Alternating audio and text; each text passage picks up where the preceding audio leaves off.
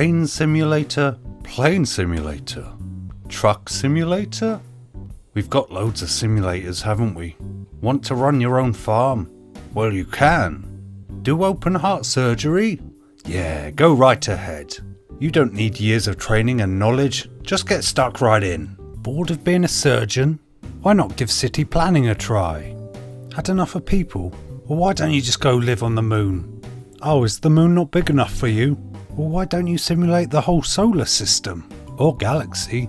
Or be done with it all and simulate the whole universe if you really want. But what if you want something a bit closer to home? Something a bit more mundane?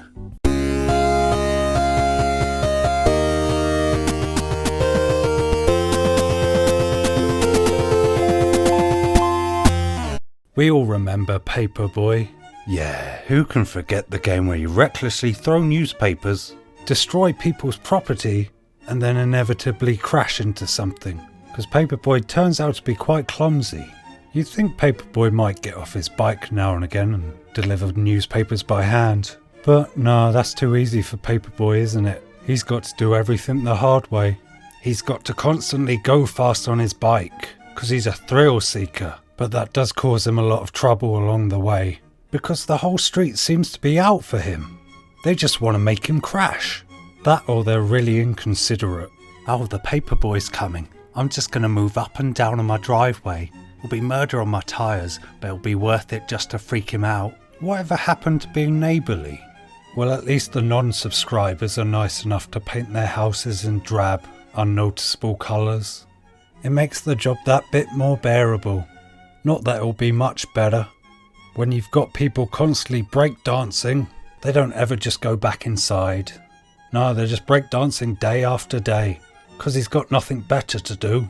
But hey, at least he's not planting plastic explosives, causing a minor terrorist threat. Yeah, that's a lot more serious. It's not the only problem the town has though. They've got a serious speeding problem.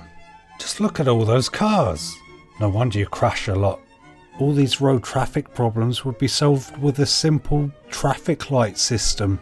But I bet the council wouldn't even pay for that. No, they like to spend all their money making assault courses every day, wasting valuable taxpayer money. But the whole community turns up just to see you do the assault course, because they're bereft of any other forms of entertainment. You're the best thing they've got. But traffic accidents, assault courses, and giant oversized cats aren't the town's only problems. No, they go far deeper than that. Public drunkenness, fighting on the streets. You just see a whole town in disarray. Streets constantly at odds with each other. Who subscribes? Who doesn't? It's torn the whole community apart.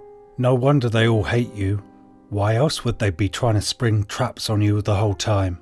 It's because you work for the big bad newspaper company, The Sun. They're not on the level. They actively want you to cause damage to non-subscribers. Do damage to their nice houses. It's to be expected though, isn't it? Using heavy-handed tactics in the cutthroat newspaper business.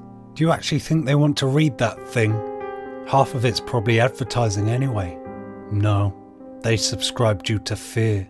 They know what happens when they're not subscribers. You actively damage their property. It's no wonder why they've painted their houses so darkly. They're just trying to make them as unnoticeable as possible, so you don't wreak havoc on them with your newspapers. You've probably put rocks in them, just to cause extra damage. That's how spiteful you've become.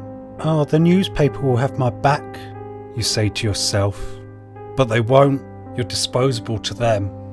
There's unlimited kids to take your place. You're unimportant. How long do you think you'll be doing this job?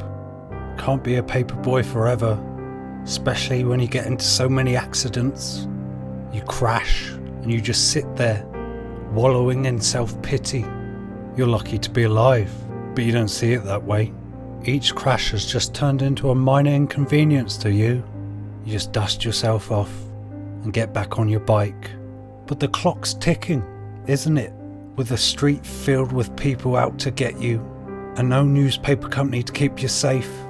The next time you fall off your bike might be your last.